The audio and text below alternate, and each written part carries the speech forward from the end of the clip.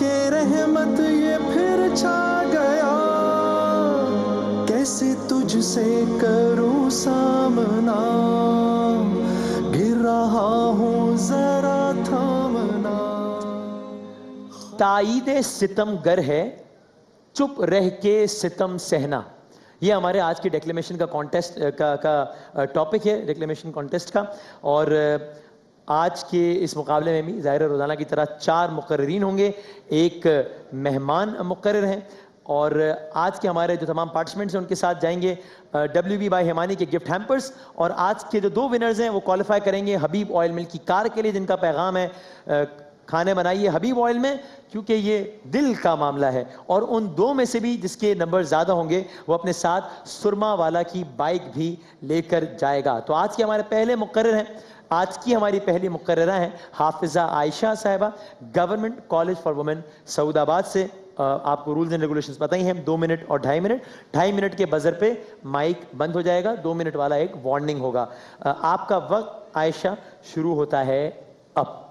صدر ذی وقار، ندائے حق زہر کا پیالہ پی کر بھی شہد کی طرح میٹھا بولتی ہے کہ اس میں وہ شان مسیحائی پیدا ہوتی ہے کہ مردے بول اٹھتے ہیں، اور سرد لاشوں میں زندگی کی حرارت پیدا ہو جاتی ہے کہ یہ وہ آواز ہے جو کبھی سقراط بنی کبھی بقرات بنی، کہ اس علیب پر اس کا نام عیسیٰ رکھا گیا تو وقت فرعون میں یہ موسیٰ ٹھہری، کہ یہ وہ آواز ہے جو بتخانہ اعظم میں ابراہیم بنتی ہے، اور یہی آواز جب کوہ صفا کی چوٹیوں سے بلند ہوئی تو تپتی ریت، دہکتے انگاروں پر گھسیٹے جانے والے غلاموں نے ننگی پیٹ اور پگھلتی چربی سے تپتی ریت پر ہمیشہ کے لیے تحریر کر دیا کہ تائید ستمگر ہے چپ رہ کے ستم سہنا۔ صدر ذی وقار، منظر تبدیل ہوتا ہے کہ جب دعائے حاضر پر نگاہ ڈالتی ہوں تو میرے سامنے وہ منظر ہے، میرے سامنے وہ گنبد ہے جو ہمارا قبلہ اول ہے، جو مجھے اغیار کے شکنجے میں جکڑا دکھائی دیتا ہے، کہ آج بھی مجھے وہاں سے دھواں اٹھتا دکھائی دیتا ہے، اور ہم جو لشکر حسینی کے دعوے دار بنتے ہیں خاموش تماشائی بنے کھڑے رہتے ہیں۔ ارے میری آنکھوں کے سامنے فلسطین کا وہ ننھا مجاہد الفلاح ہے جو حصول علم کے لیے گھر سے نکلتا ہے تو گولیوں سے چھنی کر دیا جاتا ہے، اور ہم 57 ممالک کی طاقت رکھتے ہوئے بھی خاموش تماشائی کھڑے رہتے ہیں۔ ارے میری آنکھوں کے سامنے وہ کشمیر ہے، وہی کشمیر کہ جسے جنت نظیر وادی کہا جاتا ہے، کہ جہاں ہماری بہادر بیٹیاں جب بھارتی فوج کی جارحیت کا جواب پتھروں سے دیتی ہیں تو ان کے سینے پر اسی سال اپریل میں گولیوں سے بارش کر دی جاتی ہے، وہ جام شہادت نوش کرتی ہیں، اور ہم کشمیر کو شہرک کہہ کر خاموش تماشائی بنے رہتے ہیں۔ اور پھر جب ایک جانب غزہ اور برما میں ظلم و ستم کے پہاڑ توڑے جاتے ہیں اور وہیں دوسری جانب اسلامی سربراہی کانفرنس کی سربراہی ظلم و ستم ڈھانے والوں کو کرتا دیکھتی ہوں تو میرا دل خون کے آنسو روتا ہے، اور بہنے والے آنسوؤں کا ایک ایک قطرہ چلا چلا کر یہی صدا دیتا ہے کہ تائید ستمگر ہے چپ رہ کے ستم سہنا۔ کہ منظر تبدیل ہوتا ہے جب پاکستان کو دیکھتی ہوں تو مردان میں ایک طالب علم کو فقط ایک الزام کی بنیاد پر موت کے گھاٹ اتار دیا جاتا ہے، کہ وہیں پر گوادر میں 20 مزدوروں کو دن دہاڑے قتل کر دیا جاتا ہے، اور وہیں پر گزرنے والے سال رمضان 2016 میں امجد صابری کو شہید کر دیا جاتا ہے۔ ہم خاموش تماشائی بنے رہتے ہیں، تو ہاں میں یہ کہتی ہوں کہ تائید ستمگر ہے چپ رہ کر ستم کہے۔ رائٹ، بہت شکریہ حافظہ عائشہ صاحبہ۔ اگلے مقرر گورنمنٹ کامکس کالج سے جناب احمد یوسف صاحب، آپ کا وقت شروع ہوتا ہے اب۔ صدر علی وقار، میری آنکھوں کے سامنے ایک ننھا سا وجود ہے جو کہ زخموں سے چور ہے۔ وہ ننھا سا وجود اپنی ماں کی آغوش میں پلنے کا عادی ہے، مگر معاشرے کی ستم ظریفی کی باعث اور کچھ پیسوں کے عوض وہ گھر سے دور کر دیا جاتا ہے۔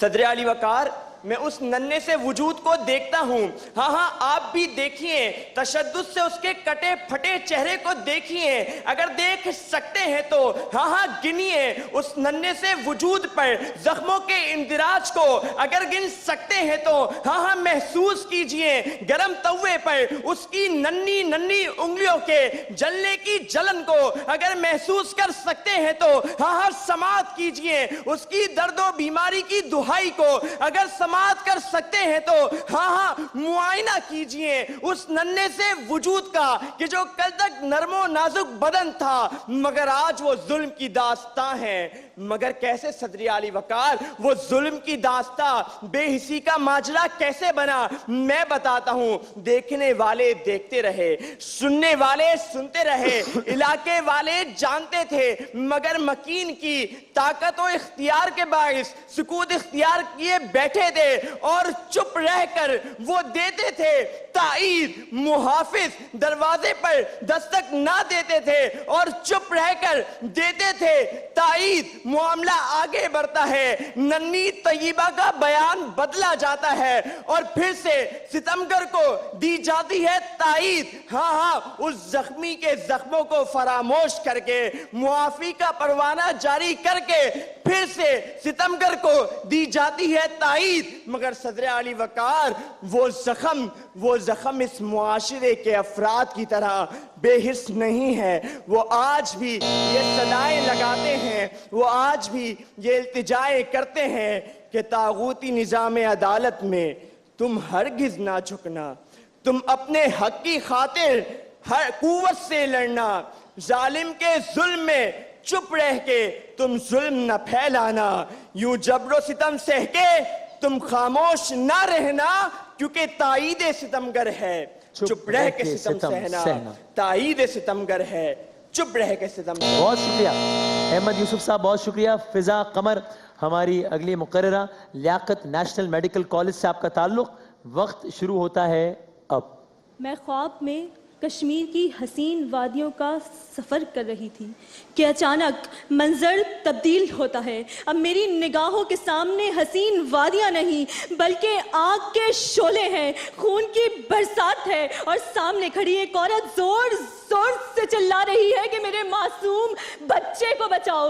مگر پھر وہاں سے ایک ستمگر اٹھتا ہے اور تلوار سے اس معصوم بچے کے 2 ٹکڑے کر دیتا ہے اور میری روح کانپ جاتی ہے, ٹھیک اسی طرح جیسے اس عورت کی کانپی ہوگی کہ جب وہ مدد کو دوڑتی ہے تو پھر وہ تلوار اس کے لباس کو چیر دیتی ہے اور وہ ستمگر سرے عام اسے برہنہ کر کے اس کو نوچ لیتا ہے. مگر کوئی اس کی مدد کو نہیں اٹھتا, کوئی اس ظلم کے خلاف آواز نہیں اٹھاتا اور پھر ایک خاموشی طاری ہوتی ہے اور اس خاموشی سے آواز آتی ہے تائید ستمگر ہے چپ رہ کے ستم سہنا. اور جناب والا یہ خاموشی اجازت دیتی ہے اسلام کے دشمنوں کو, انسانی درندوں کو کہ جاؤ اور جا کے فلسطین, چیسٹیاں, بوسنیا, عراق, افغانستان اور کشمیر کو روند کے رکھ دو, کہ جاؤ بغداد میں ماؤں بہنوں بیٹیوں کی عزتیں پامال کر دو کہ تمہیں اجازت ہے, بیت المقدس کو شہید کر دو, قبروں سے مردے نکال کے ان کی بے حرمتی کرو کہ ہم تو کچھ نہیں بولیں گے. مگر جناب والا سن لیں کہ سن لو کہ تائید ستمگر ہے چپ رہ کے ستم سہنا. لیکن جہاں یہ عنوان پکار ہے وہیں للکار بھی ہے, کیونکہ تاریخ گواہ ہے کہ جب مظلوم نے ظلم کے خلاف آواز اٹھائی تو انقلاب برپا ہوا. فرانس سے لے کے مصر تک, ایران سے لے کے امریکہ تک, چین تک انقلاب برپا ہوا تو پھر ظالم کا سر تن سے جدا ہوا. اور پھر جب قومیت نے اپنے ملکوں کے لیے جان کا نذرانہ پیش کیا تو انہوں نے آزادی دلوائی اپنی نسلوں کو طاغوتیت سے, نمرودیت سے اور فرعونیت سے. اور آج بھی جب کشمیر میں سر پر پاکستانی جھنڈا پہنے سب لوگ گھومتے ہیں تو پھر مجھے کہنا پڑتا ہے کہ تائید ستمگر ہے چپ رہ کے ستم سہنا. کہ جب عافیہ صدیقی اس مظلوموں کے سامنے بھی قرآن پاک پر چلنے سے انکار کرتی ہے تو وہ للکار کر کہتی ہے کہ مخلوق خدا جب کسی مصیبت میں پھنسی ہو تو سجدے میں گرے رہنا عبادت نہیں ہوتی اور حق. رائٹ. اور ہمارے آج کے آخری مقرر جو کہ ہمارے مہمان مقرر ہیں, یونیورسٹی آف بلوچستان سے آپ کا تعلق. Welcome sir. شبیر بلوچ صاحب, آپ کا وقت اس موضوع پر کہ تائید ستمگر ہے چپ رہ کے ستم سہنا. وقت شروع ہوتا ہے اب. آج میرا موضوع سخن ہے تائید ستمگر ہے چپ رہ کے ستم سہنا. صدر علی وقار بولوں اگر میں جھوٹ تو مر جائے گا ضمیر, کہہ دوں اگر میں سچ تو مجھے مار دیں گے لوگ. کیونکہ کم نگاہی کی انتہا یہ ہوتی ہے کہ انسان اپنے ضمیر کی چیخ و پکار کو گرد و پیش سے اٹھنے والی بے سمت آوازوں پہ قربان کر دیتا ہے، تو عالی وقار بے یقینی کی فضا کاہم ہی نہیں بلکہ جوبن پر ہے، کیونکہ اب ہم ایسی تاریکیوں میں بستے ہیں کہ جہاں تنگ و تاریک گلیوں میں زبردستی جڑے چھوٹے چھوٹے مکانوں میں امید کے مدم چراغ اس لیے جلائے جاتے ہوں تاکہ غربت کا احساس باقی رہ سکے۔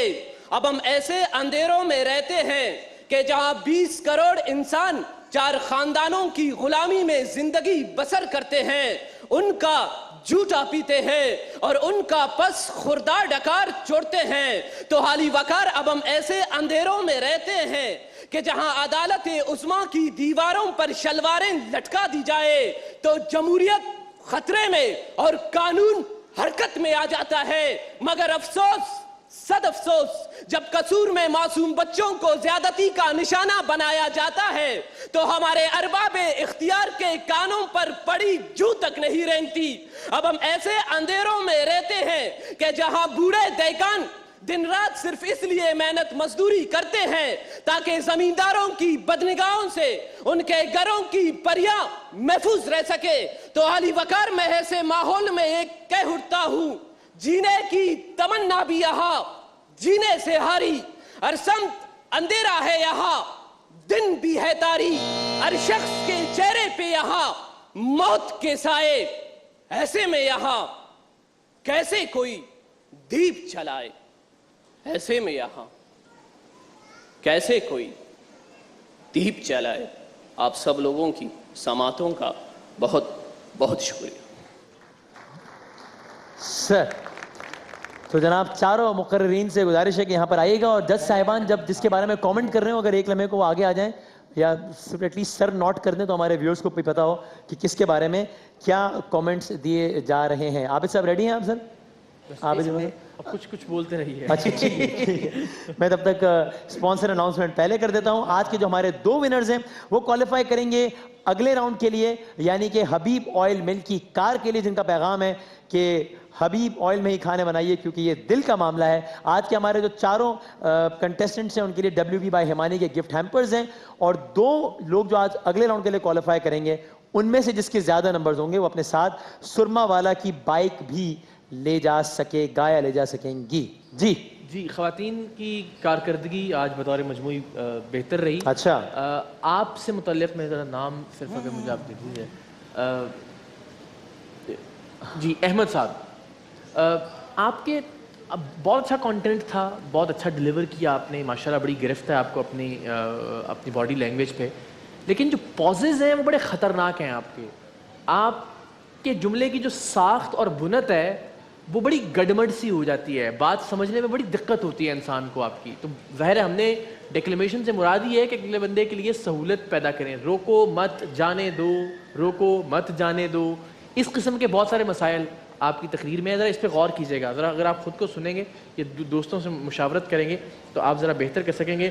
شبیر صاحب، بڑا اچھا ڈیکلیمیشن تھا، اور ڈیکلیمیشن سے مراد یہ ہے کہ رونگٹے کھڑے ہونے چاہیے سننے والوں کے، بے ساختہ تالیاں بجنی چاہیے، لیکن بدقسمتی سے کانٹینٹ سے ریلیونسی بڑی کم تھی آپ کی آج کی تقریر کی۔ اور پھر ڈیکلیمیشن میرا یہ خیال ہے کہ اس میں آپ کو آ کے شروع میں موضوع دہرانے کی ضرورت نہیں ہے کہ میرا آج کا موضوع یہ ہے، آپ اپنا جو انداز ہے اس سے آغاز کیجئے، اور پھر جس پچ پہ آپ لے کے جانا چاہتے ہیں، جہاں آپ کو لگتا ہے کہ پہلی کلیپ آپ کو ملے گی تو شروع کیجئے۔ ڈیکلیمیشن میں بڑا روایتی سا لگتا ہے کہ آپ کو منظر کشی سے آغاز کرنا چاہیے، آپ کو کسی ریٹرک سے آغاز کرنا چاہیے، کسی شعر سے، جو بھی، لیکن موضوع دہرانا ذرا غیر مناسب لگتا ہے ڈیکلیمیشن میں، میری ذاتی رائے ہے۔ جناب عابد صاحب، میرے خیال میں اقرار بھائی نے بہت بہتر طور پر جو ہے وہ ایویلیوشن پیش کیا ہے۔ میں ایک چھوٹی سی بات کہنا چاہوں گا، دیکھیے اگر آپ موضوع پر نظر دوڑائیں تو تائید ستمگر ہے، تائید کون کرے گا؟ کیا حکومت کی ایگزامپل ہونی چاہیے یا عوام کی ایگزامپل ہونی چاہیے؟ دس از ویری امپورٹنٹ۔ دیکھیے ستمگر کو روکنے کے لیے جو عمل نہیں کیا جا رہا، اس کا مطلب ہے کہ کہ وہاں خاموشی ہے لیکن وہ چند لوگ ہیں، کیا باقی 18 کروڑ عوام اس کو کنڈیم کر رہے ہیں؟ تو اگر ہم حکومت کو ذمہ دار قرار دیتے ہیں تو وہ تائید نہیں کہلائے گی، اگر ہم اس موضوع میں عوام کو ذمہ دار قرار دیتے ہیں تو یہ جملہ درست ہے، تائید ستم گر ہے چپ رہ کے ستم سہنا۔ چپ رہنا کس کے لیے کہا؟ عوام کے لیے، عوام الناس کے لیے کہا نا، تو اس لیے یہ کنٹینٹ جو ہے یہ تھوڑا سا مطلب ڈیفیکلٹ رہا۔ حافظہ عائشہ آپ کا بڑا اچھا کنٹینٹ رہا، آپ کی بہت اچھی گرفت تھی، میرا خیال ہے تھوڑی سی انرجی اور ہونی چاہیے۔ فضا آپ بہت اچھا بولے بیٹا، آپ نے پچ بہت اچھی چینج کی، آپ کی بہت اچھی پچ چینجز تھی، آپ کے نیشنل انٹرنیشنل ایگزامپلس بہت اچھے تھے۔ احمد محمد یوسف بھائی تھوڑے سے پازز کو بہتر کیجئے، آپ کی باڈی لینگویج بہت اچھی ہے۔ شبیر بھائی آپ کا ان تینوں کے مقابلے میں سب سے بہتر انداز تھا، اس میں کوئی دو رائے نہیں ہے، لیکن تھوڑا سا کنٹینٹ ریلیونسی کے حوالے سے ہمیں پرابلم ہوئی، لیکن بہرحال آج کا مقابلہ بہتر تھا۔ آج کی ان کے نام لیے جائیں وہ ایک قدم آگے آ جائے گا جی۔ دوسری پوزیشن جو حاصل کی ہے وہ ہمارے پاس حافظہ عائشہ، گورنمنٹ گرلز کالج سعود آباد ملیر سے آپ کا تعلق ہے،